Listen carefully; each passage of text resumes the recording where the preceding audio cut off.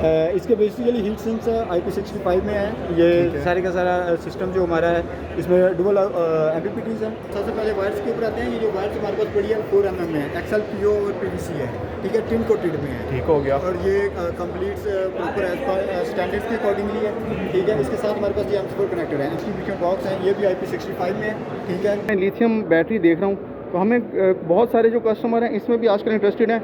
इसकी स्पेसिफिकेशन बताएं और इसकी प्राइस के हवाले से हमें गाइड करें।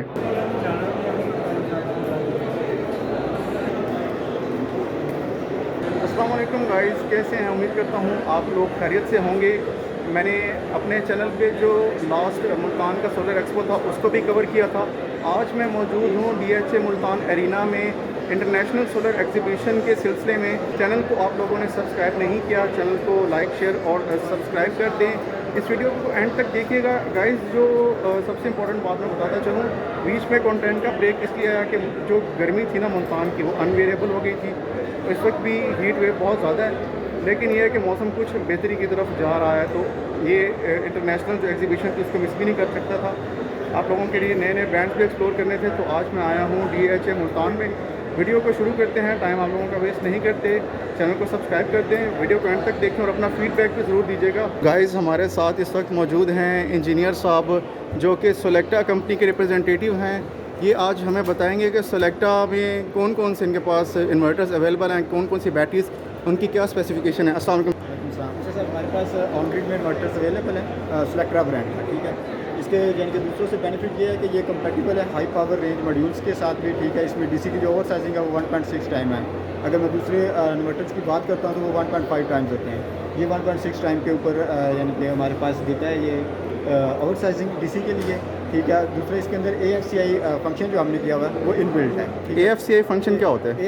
AFCI फंक्शन जो होता है कि अगर कोई फायर की वजह से यानी कि कोई भी प्रोटेक्शन डिवाइस जलती है, यानी कि उसकी फायर की वजह से DC ब्रेकर यूजुअली जलता है, उसमें से फायर आती है, डेफिनेटली स्प्रेड तो करती वो है। आपके इन्वर्टर्स को डैमेज नहीं करेगी। आपका इन्वर्टर स्टैंड बाय मोड पे चला जाएगा, इसमें प्रोटेक्शन है वो ऑन हो जाएगी, तो आपके सिस्टम का जो ऑपरेशन है वो कट ऑफ करवा देगा और आपके इन्वर्टर को सेफ साइड पे ले जाएगी। अब हमें ये बताएं कि ये इन्वर्टर कितने किलोवाट का है? ये हमारे पास 10 किलोवाट का इन्वर्टर है और इसके ऊपर ये जो नेट मीटरिंग है हो जाती है? जी। ये ग्रिड शेयरिंग के लिए यूज होता है। ये ऑन ग्रिड है? ऑन ग्रिड है। इसको एज ए हाइब्रिड भी यूज़ कर सकते हैं? नहीं, इसको हम as a hybrid inverter use नहीं कर सकते। नहीं यूज़ कर सकते। On grid inverter. इसकी प्राइस कितनी है? ये 2,15,000 इसका प्राइस है। 2,15,000। वैसे मार्केट की 225 है, लेकिन 10,000 हमने डिस्काउंट देके 215 की है। अब मुझे आप इसमें ये बताएं कि अब सॉरी बात ही निकल गई जहन से, क्या करनी थी इसमें। हाँ, इसकी आप हमें ये बताएं कि इसकी टोटल वारंटी कितनी है? 5 ईयर्स की वारंटी है सर। 5 ईयर की वारंटी। अच्छा, वारंटी इसमें 2 चीज़ें हैं, एक हार्डवेयर की और एक इसके सॉफ्टवेयर की। अगर सॉफ्टवेयर की इशू होता है तो हम लोग इसका सॉफ्टवेयर अपडेट होगा, ठीक है।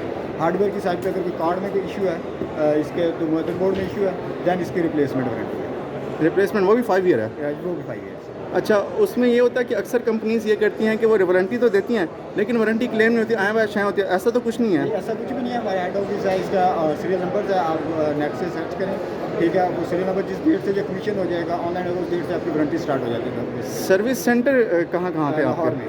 लाहौर में सर्विस सेंटर है। अगर मुल्तान में कोई लगवाता है DG खान कोई से बेसिकली लाहौर कार्गो कराना पड़ेगा। जिस तरह हमारे पास ग्रो वाट है, उसका हम लोग अगर कोई भी प्रोडक्ट में इशू आता है तो उनकी लैब जो है वो लैब रावलपिंडी में है, ठीक है। आपको कार्गो रावलपिंडी करवानी पड़ेगी। ठीक हो गया। अच्छा, इसकी स्पेसिफिकेशन मैं अपने व्यूवर्स को दिखा दूँ। ये व्यूवर्स आप इस वीडियो को रोक के इसकी स्पेसिफिकेशन पढ़ सकते हैं। ये दूसरा मॉडल का सेम वही चीज़ है, ठीक है। इसमें सिर्फ रेटिंग्स का डिफरेंट है। लास्ट में अगर वो 10 किलोवाट है तो ये 15 किलोवाट में होगा, ये 15 है तो वो 10 है। तो 15 किलोवाट में क्या इसकी प्राइस कितनी है?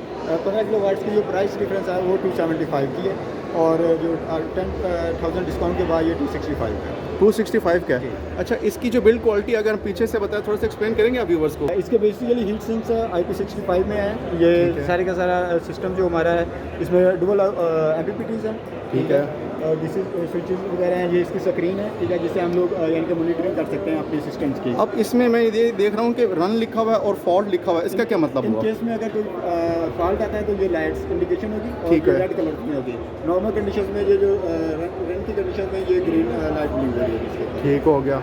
और गाइस अगर मैं आपको यहाँ से दिखाऊं, अच्छा इसके जो स्ट्रक्चर में ये यूनिक चीज़ है, ये क्या चीज़ है आप हमें बताएं, ये क्या चीज़ ये है? बेसिकली हीट सिंक्स होते हैं। IP65 है तो इसकी जो कूलिंग के मेथड है नेचुरल एयर कूलिंग है, तो इसमें IP65 के लिए जो हीट सिंक्स लगे हुए हैं। अब आप हमें ये गाइड करें कि इसको मैं अपने गैराज में लगा सकता हूँ, डेफिनेटली लगा सकते हैं। कोई मिट्टी वगैरह का चक्कर तो नहीं है कोई इसमें? इशू नहीं है क्योंकि ये IP65 में है। IP65 में। अच्छा मेरे व्यूवर्स को ये बताएं, आपने एक टर्म यूज़ किया IP65, ये क्या होती है, उसकी इंपॉर्टेंस क्या है? बेसिकली ये दो चीज़ें होती हैं, एक IP65 और IP21 या 22 जो मार्केट्स में ऑफ ग्रिड इन्वर्टर्स में आ रहे हैं। बेसिकली इनमें ये चीज़ होती है कि इसमें अगर बैठ के एयर और डस्ट वगैरह के कोई भी पार्टिकल्स है, एनवायरमेंटल कोई भी मॉइस्चर्स वगैरह, वो इसी के इंटरनल कार्ड को इफेक्ट नहीं करते क्योंकि ये एयर टाइट्स होती हैं। इनके अंदर कोई पानी के यानी कि कोई भी चीज़ नहीं जा सकती, आप इसको ओपन एरिया में भी इंस्टॉल कर सकते हैं। जो IP65 वो 21 हो गए, उसके अंदर आप ये प्रोटेक्शन जो नहीं होता है, बेसिकली उसके अंदर कम्प्लीटली एयर टाइट्स नहीं होता, उसके अंदर यानी कि कूलिंग के लिए फैंस होते हैं, जिस फैंस के थ्रू आपके पास डस्ट और जो भी मॉइस्चर्स वगैरह होंगे एनवायरनमेंट में, वो सारे के सारे आपके बोर्ड को इफेक्ट कर रहे होते हैं। अब आप क्योंकि इंजीनियर हैं, मैं आपसे एक सादा सा सवाल पूछूंगा अपने व्यूवर्स के लिए। अब ये 15 किलोवाट है, लेट से 10 किलोवाट वाला किसी ने इन्वर्टर अपने घर में लगवा लिया, जो कि आपने 2,10,000 का बताया। जी 10 किलोवाट के साथ में हमने पैनल्स भी अटैच कर लिए। आई थिंक ये पैनल्स अटैच होंगे कुछ 16 या 17, 550 वाले अगर करें तो, या 18 इस तरह कुछ होंगे, एग्जैक्ट कैलकुलेट करेंगे तो पता चल जाएगा। अब वो भी लगा दिया। इसके ऊपर टोटल कितने एसी चला सकते हैं हम 10 किलोवाट्स के लिए हम लोग आप इन्वर्टर हो? इन्वर्टर हाँ ग्रिड शेडिंग पे है, आप जितने मर्जी चलाएं, वो एक्स्ट्रा बिजली क्या है कि वो वापडा से लेना स्टार्ट कर देगा। नहीं, मैं चाह रहा हूँ कि अगर मैं वापडा से ना लूँ, अगर मैं वापडा, कुछ लोग होते हैं कि हम नेट मीटिंग बाद में करवा लेंगे, तो ठीक है? इसका बेसिकली मसला ये है कि अगर आप नेट मीटिंग नहीं करवाएंगे ऑन द टाइम, आप इसको ऑन करना चाहते हैं, फिर आपको जीरो स्पॉट डिवाइस के साथ इंस्टॉल करनी पड़ेगी। ठीक है। अदरवाइज ये है कि आपका 24/7 10 किलोवाट का लोड नहीं चल रहा, लेट्स सपोज एक वक्त है आपका लोड 7 किलोवाट या 6 किलोवाट है, तो जो एक्स्ट्रा 3 या 4 किलोवाट होंगे वो वापडा को बैक जाएंगे और उसकी भी बिलिंग आपके खाते में आएगी, ना कि उसका भी आपको फ़ायदा नहीं है, उल्टा आपको नुकसान हो रहा होगा। तो इसके लिए आपको ये ज़रूरी है कि आप इसके साथ जीरो स्पॉट डिवाइस लगाएं अगर आप विदाउट नेट मीटिंग ऑपरेशन करना है। जीरो एक्सपोर्ट डिवाइस का थोड़ा सा कॉन्सेप्ट नया हमें काइंडली एक्सप्लेन कीजिएगा। जीरो स्पॉट डिवाइस ये है कि बेसिकली वो आपका कंट्रोलर होता है, नथिंग एल्स। वो आपका इन्वर्टर्स को अलाउ उतना करते हैं जितनी आपकी प्रोडक्शन, ठीक हो वो गया। जितनी आपकी सॉरी कंजम्पशन हो, कंजम्पशन के अकॉर्डिंगली वो इन्वर्टर से प्रोडक्शन करवा रहा होता है, उससे एक्स्ट्रा की वो प्रोडक्शन ही नहीं करवाता, वो उसको कट ऑफ करा देते हैं। अच्छा मेरा आपसे नेक्स्ट क्वेश्चन ये है कि जिस तरह इस साल गर्मी पड़ी है, पूरे रिकॉर्ड टूट गए हैं, कई सारा रिकॉर्ड टूट गए हैं, मुल्तान जैसा शहर है, बहुत गर्मी है, आज भी आप लोग DHA मुल्तान में मौजूद हैं, तो अब मुल्तान जैसे इन्वायरमेंट में अगर हम इसको गैराज में लगाते हैं तो हीटिंग वगैरह की इशू की वजह से जलेगा तो नहीं? नहीं सर, ऐसा कोई इशू नहीं है। हीटिंग का ये बेसिकली टेम्परेचर इसकी रेंज है, ठीक है, उसकी स्पेसिफिकेशन मैंने क्यों या उस रेंज तक आप इसको नॉर्मली ऑपरेशन कर सकते हैं। ये नॉर्मली इसकी जो टेम्परेचर की है वो 50+ में होगी रेंज इसकी।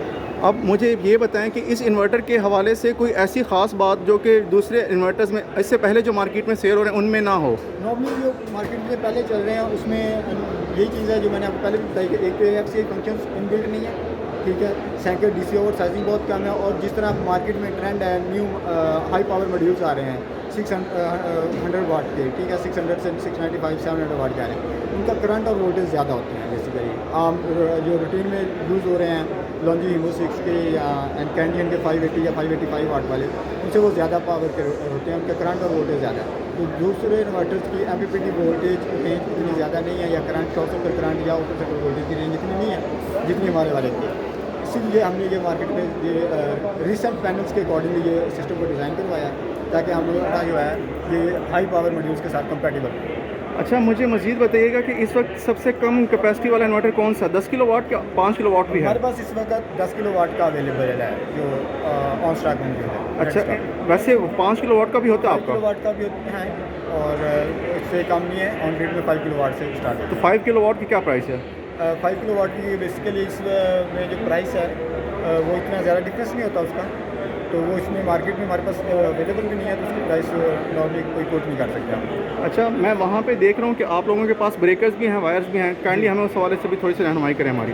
आप काइंडली आप हमें गाइड करें कि ये जो आपके पास वायर्स हैं इनकी क्या प्राइसेस और ये ब्रेकर और डिस्ट्रीब्यूशन बॉक्स के हवाले से। हमारे पास ये सबसे पहले वायर्स के ऊपर आते हैं। ये जो वायर्स हमारे पास पड़ी है 4 mm में है, एक्सल पीओ और पीवीसी है, ठीक है, टिन कोटेड में है, ठीक हो गया। और ये complete proper as per standards के अकॉर्डिंगली है, ठीक है। इसके साथ हमारे पास ये M4 कनेक्टर है, M4 कनेक्टर IP65 में है, ठीक है। इसकी जो पिन की रेटिंग है वो 1500 वोल्ट DC वोल्ट है और 30 एम्पेयर तक है। नॉर्मली जो पाकिस्तान की मार्केट में है वो जो है 1000 वोल्ट के होते हैं। ये हमने हमारे वाले जो हैं ये 1500 वोल्ट के हैं, जो हम लोग सिलेक्ट्रा के ब्रांड से मार्केट में इन किए हुए हैं। इसके साथ हमारे पास ये केबल है, यानी कि वो 4 mm में पड़ी हुई है। बाकी हमारे पास ये डिस्ट्रीब्यूशन बॉक्स हैं, ये भी IP65 में है, ठीक है। ये हीट प्रूफिंग है, ठीक है, और फायर रेजिस्टेंस है। इसमें मेटल्स के हैं। इनके अंदर ये डिस्ट्रीब्यूशन बॉक्सेस में ये ब्रेकर्स वगैरह लगे हुए हैं, ठीक है, ठीक हो गया। अपनी सोलेक्ट्रा कंपनी की जी हमारे ब्रांड के ब्रेकर्स हैं। ये हमारे पास AC ब्रेकर्स हैं, AC SPDs हैं, चेंज ओवर है, ठीक है, DC ब्रेकर्स हैं। इनकी काइंडली प्राइस भी थोड़े से रफ से मेंशन करें कुछ। इनकी प्राइसेस 4000 आई थिंक 4000 प्लस में ये है, ठीक है। 4500 की ये SPDs हैं, ये 2200 का चेंज ओवर्स है। DC ब्रेकर जो है ये 1400 का है। अच्छा, DC ब्रेकर के हवाले से बताएं, बड़ा इंपॉर्टेंट रोल है। मैंने तो नेट पे हज़ारों बार सुना है कि जब भी जो आग भड़केगी इस DC ब्रेकर से, अब अगर हमने डिस्ट्रीब्यूशन बॉक्स में लगा दिया, डिस्ट्रीब्यूशन बॉक्स हमने उस इन्वर्टर के नज़दीक लगा दिया, आग भड़कने के चांसेस हैं। बेसिकली इसमें नॉर्मली DC ब्रेकर्स में जो आग लगती है वो रिवर्स की वजह से लगती है, लूज कनेक्शंस की वजह से लगती है नॉर्मली, क्योंकि DC है। अगर आपके जो टर्मिनल है वो फुली फिक्स नहीं है, टाइट नहीं है, उसमें लूजनेस है, उसमें यानी कि वेरिएशन आ रही है, स्पार्किंग होगी, तो उसकी वजह से ये आग लगती है। तो दूसरी ये चीज़ होती है कि इसमें प्रॉब्लम लगने की है कि ये रिवर्स क्वालिटीज़ के ऊपर अगर हम लोग इन्वर्टर में फीड करवा दें और फिर क्वालिटीज़ सेम ना हो तो दैन ये इसमें आग लगती है। अदरवाइज़ इसमें ऐसा आग की कोई सिनेरियोज नहीं है। नॉर्मली हमारे जो लो जो टेक्नीशियंस होते हैं, जो लोग सस्ते एक तरह के सिस्टम लगाने के चक्कर में हायर करते हैं, उन लोगों से ये जो टाइटनेस है और टर्मिनल्स की वो प्रॉपर नहीं होती, फिर उनको थिम्बल नहीं लगाते लोग। सम टाइम नॉर्मली थिम्बल्स आई लैग या ओ लैग का यूज़ नहीं करते, तो उसको बगैर इनको लगा दिया जाता है, क्योंकि ये DC वायर्स होती हैं। DC वायर्स में इसके स्ट्रेंड्स होते हैं, कोई भी एक स्ट्रेंड बाहर है। ये नॉर्मली हम अक्सर देखते हैं इंस्टॉलेशन को, तो DB बॉक्स में जब देखते हैं तो वो टर्मिनल्स के वो जो रेशे हैं वो बाहर निकल रहे थे, जिसकी वजह से वो आग ज़्यादा लगती है। ये मेन मेजर इशू है, और तो कोई खास इसकी प्राइस भी हमें बताइएगा। ये वोल्टेज करंट प्रोटेक्शन डिवाइस है। नॉर्मली सम एरियाज होते हैं जिसमें अंडर वोल्टेज और हाई वोल्टेज की वजह से आग लगती है नॉर्मली, ठीक हो गया। सॉरी सिस्टम आपके जलते हैं इनके। समटाइम आप देखते हैं कि आपको कहीं कि वाटर की तरफ से सर्ज आई, हाई करंट की स्पाइक आई या हाई वोल्टेज की स्पाइक आई, तो आपका कोई ना कोई चीज़ घर में अप्लाइंसेज जल जाती है, ठीक हो गया। ये उसके लिए इसमें आप लोग वोल्टेज एंड करंट प्रोटेक्ट है, इसमें आप अपनी वैल्यू सेट कर सकते हैं। लेट्स सपोज मैं आप कहता हूँ कि मेरी जो डिवाइस है ये इन्वर्टर से हम लोग अपनी वैल्यूज सेट कर सकते हैं वोल्टेज की, एम्पेयर्स की। अगर मैंने 220 वोल्ट सेट कर दिए, उससे ऊपर जाएगा तो क्या होगा इसमें? ये लोड को कट ऑफ करा देगा, ठीक है। अगर आपने मिनिमम लिमिट को सेट कर दिया 180, तो ये 180 से जैसे वोल्टेज कम हो गया उसको भी ये कर देगा, कट ऑफ कर देगा। अच्छा, दूसरे जो मार्केट में आते हैं उनमें भी ये फंक्शन मौजूद होता है, स्पेसिफिकली इसी में है ये बिजली प्रोटेक्टर्स हैं, जो उनमें भी मार्केट्स में जो है उसमें भी हैं, इनमें भी हैं। तो इसकी प्राइस कितनी है? ये 2100। ज़बरदस्त हो गया। चलें, आपका बहुत शुक्रिया। अच्छा, मुझे थोड़ा सा ये भी गाइड कीजिएगा, अभी आपने बात की कि जो सस्ते मार्केट में इंस्टॉलर घूम रहे हैं मौसमी, उनकी पहचान कैसे करें? और मुझे थोड़ा सा आप ये भी गाइड करें, क्योंकि आप एक इंजीनियर हैं, जो एक प्रोफेशनल इंस्टॉलर होगा, लेट से 10 किलोवाट का सिस्टम अगर वो इंस्टॉल करके देगा, सिर्फ वो अपनी लेबर कॉस्ट कितनी लेगा, ताकि लोगों को एक अंदाज़ा हो कौन प्रोफेशनल है कौन नॉन प्रोफेशनल है? अच्छा, जो प्रोफेशनल्स और नॉन प्रोफेशनल्स की बात है, ये आप लोग आपसे लेट्स सपोज आप कोई भी काम करते हैं, आप थोड़े से फिंकी होते हैं, नॉर्मली अपनी कॉस्ट एक इन्वेस्ट कर लेते हैं। उसमें ये सिंपल सी बात है, आप अपने किसी भी इंस्टॉलर से कहें कि आप अपना प्रीवियस कोई भी वर्क हमें शो ऑफ करें, अपनी प्रोफाइल चेक कराएं कि उसमें क्या है। वो प्रोफाइल जैसे आपको शो ऑफ कराएगा, आपको पता चल जाएगा कि इसका काम की नौयत किस तरह की, किस स्टैंडर्ड का उसने ऑलरेडी प्रीवियस काम किया हुआ है। एक चीज़ तो आके आप उससे उसको जज कर सकते हैं। सेकंड जो प्राइस है, प्राइस वेरी करती है एक ऑफिशियल, एक प्रोफेशनल बिल्डिंग कंपनी की जो भी होगी, उसके अपने रनिंग एक्सपेंस वगैरह और काफ़ी सारी चीज़ होती है। उसका एक ऑफिस है, उसने इंजीनियर्स हायर किए हैं, उसके अपनी टेक्नीशियंस की टीम है, उसने फिर भी एक रफ एस्टीमेट 10 किलोवाट के सिस्टम के इंस्टॉलेशन का कितना मार्केट में चल रहा होगा? कुछ एक प्रोफेशनल जो 10 किलोवाट का सिस्टम इंस्टॉल कर रहे हैं, वो इस वक्त 4 to 5 रुपीज़ पर वाट के हिसाब से चार्ज कर रहे हैं। मतलब जितने भी लोगों के वाट हैं उसको 4 to 5 से मल्टीप्लाई कर लें, उनको उनका आंसर मिल जाएगा। डेफिनेटली। मतलब 10 किलोवाट के 40 से चलो 45 से 50 हज़ार के दरमियान ये रेंज चल रहा होगा। और मुझे आप थोड़ा सा ये गाइड कर दें, अब जिसको इस आपकी कंपनी का इन्वर्टर परचेज़ करना है, क्या प्रोसीजर है? सिंपल आप जाएँ, आपको उसके ऊपर नंबर्स लिखे हुए मिलेंगे, हमारी डाटा शीट्स के ऊपर भी, वेबसाइट्स के ऊपर जाएँ, उसके ऊपर भी आपको मार्केटिंग टीम के नंबर्स वगैरह मिलेंगे। आप उसको नंबर्स करें, आपको नॉर्मली वो टीम रीच आउट करेगी सेल्स की ऑटोमेटिकली। ठीक हो गया, मतलब नंबर 1 वेबसाइट पे कर लें। अच्छा, दूसरे नंबर पे शॉप्स पे जाएँ ना, काफ़ी कंपनियों के इन्वर्टर मिल जाते हैं, जैसे कोई इलेक्ट्रॉनिक की शॉप पे चले जाएँ, सोलर के जो प्रोडक्ट बेच रहे होते हैं, ऐसी शॉप्स पे भी अवेलेबल है आपका स्टॉक? हमारे वेबसाइट से चेक करेंगे तो आपको डीलर्स की लिस्ट मिल जाएगी एरिया वाइज।